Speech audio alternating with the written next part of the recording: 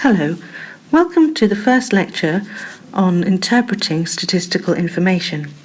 Our learning outcome is to calculate and interpret the coefficient of skewness. But what is skewness? Skewness tells us about the shape of the data set. It can be described using diagrams, measures of location, or measures of dispersion.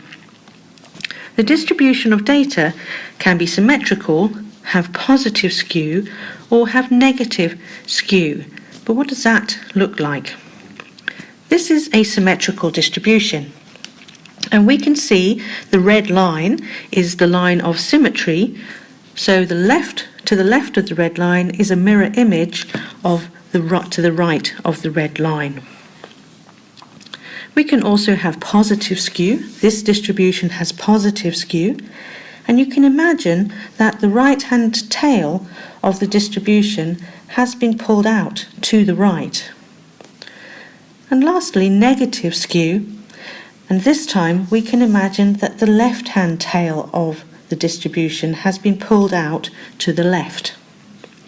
So that's what the three distributions look like, but we can also use measures of location to describe them. Remember, measures of location, that's the mean, the median, and the mode. And if our distribution is one of the above shapes, then we can say the following. If the mode equals the median equals the mean, then the distribution is said to be symmetrical. If the mode is less than the median, which is less than the mean, then the distribution has positive skew. And if the mode is greater than the median, which is greater than the mean, then the distribution has negative skew. Let's look at that on the diagrams. So this is the symmetrical distribution, and we can see that the mean will equal the median will equal the mode. For the positive skew, then we can see here we have the mode, the median, and the mean. And you can see the inequality here. The mean is greater than the median, which is greater than the mode. And this is positive skew. And our negative skewness, again, we've got the mode, the median, and the mean. And we can see from the diagram that the mean is less than the median is less than the mode. Let's think about measures of dispersion. Remember, dispersion is about the quartiles, Q1, Q2 and Q3, and interquartile range and range. And again, if the distribution is of one of the above shapes, then we can say the following about measures of dispersion. So the quartiles, if we have Q2 minus Q1 equals Q3 minus Q2, then the distribution is symmetrical. One thing to always remember, Q2 is the median. But if we have Q2 minus Q1 is less than Q3 minus Q2, then we have positive skew. Q2 minus Q1 is greater than Q3 minus Q2, then we have negative skew. Now that sounds a little bit confusing, and it's actually easier to see on a diagram, but this time we're going to look at box plots. Box plots give us a nice demonstration of skewness. Now remember, on a box plot, the box itself tells us Q1, Q2 and Q3. And here we have a symmetrical distribution. You can see its symmetry. In this case, the line of symmetry is about Q2. And we can also see that the difference between Q1 and Q2 is going to equal the difference between Q3 and Q2. So that's the symmetrical distribution. Thinking about positive skew, again, remember we've got Q1, Q2 and Q3. And we can see here that the distance from Q1 to Q2 is quite clearly less than the distance from Q2 to Q3. And this is negative skew. Sorry, it's positive skew. And lastly, negative skew, not to be confused with positive skew. So we have Q1, Q2, and Q3, and here we can see that the difference between Q3 and Q2 is quite clearly less than the difference between Q2 and Q1. And this is negative skew. The tail has been pulled out to the left. Negative skew. Okay. Let's move on to the actual coefficient of skewness. What is it?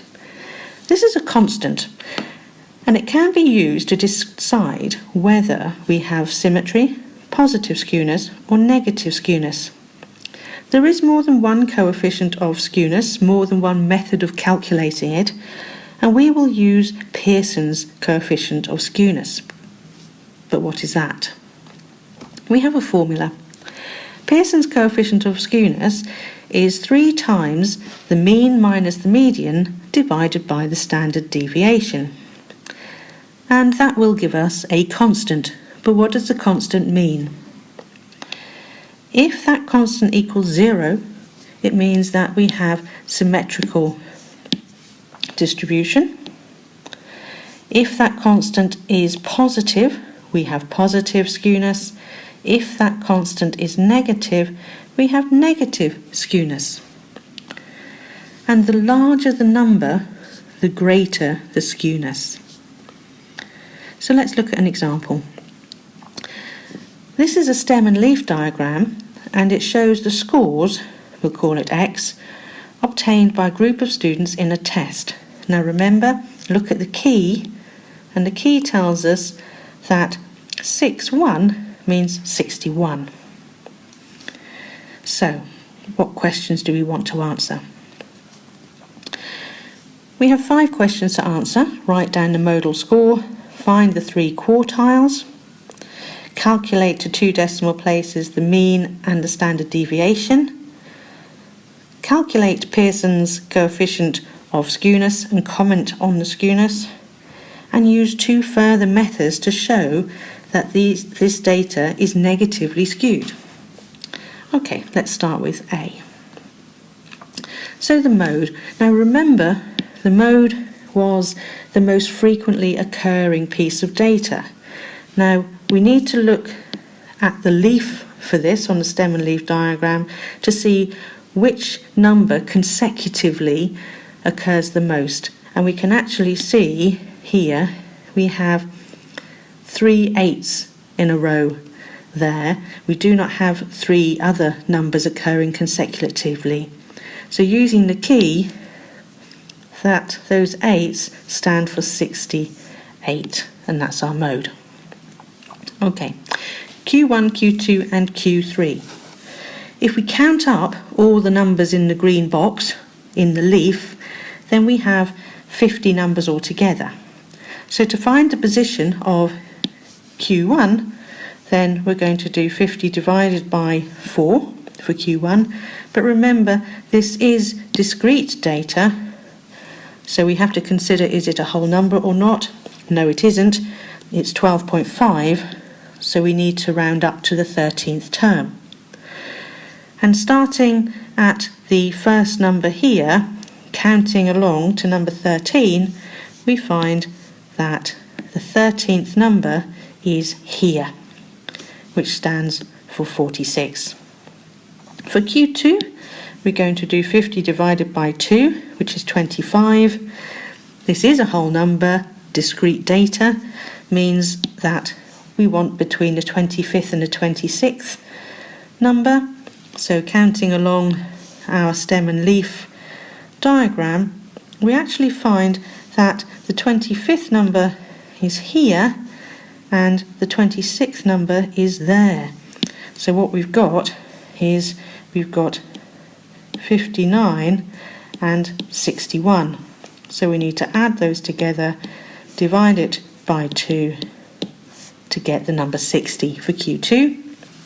Finally, for Q3, the position of Q3 is 3 times n divided by 4. That's 3 times 50 divided by 4, 37.5, not a whole number, therefore we round up to the next integer. So we want the 38th term, and counting along, we find that the 38th term is in fact 69. So that's Q1, Q2 and Q3. Moving on to part C. Part C asked us to find the mean and standard deviation. Now, they gave us some extra information. They told us in the question that the sum of x was 2,873 and the sum of x squared was 177,353.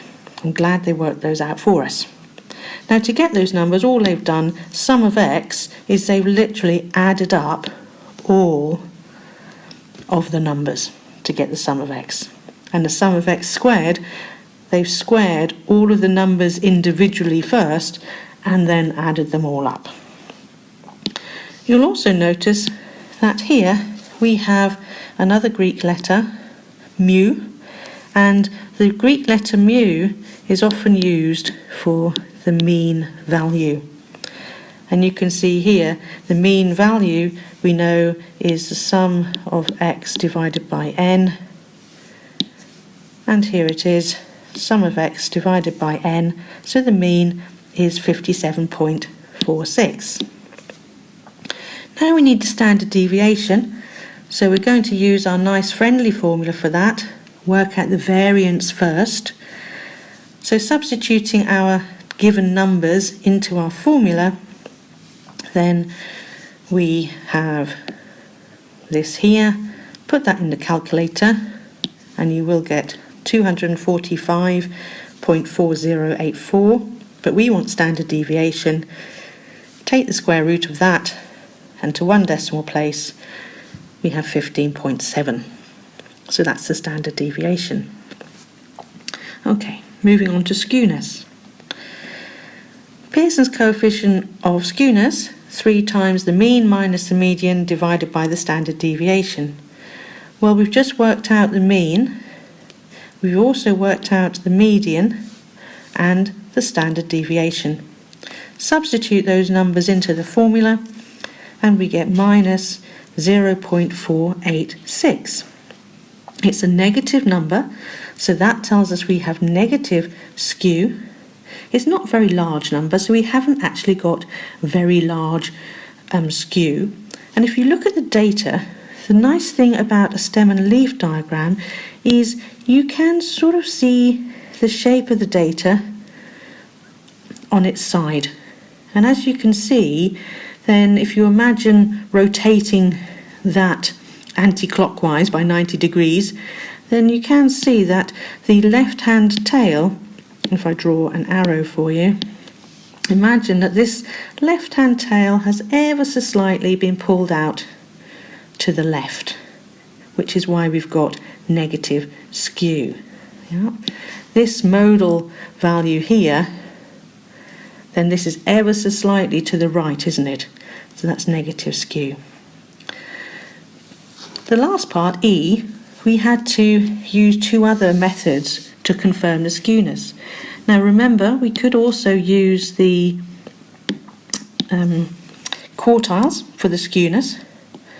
And if we look at Q3 minus Q2 and Q2 minus Q1 and compare the numbers, Q3 minus Q2 turns out to be 9, Q2 minus Q1 was 14, 9 is less than 14, and our rule was, if that's the case, Q3 minus Q2 is less than Q2 minus Q1, we have negative skew.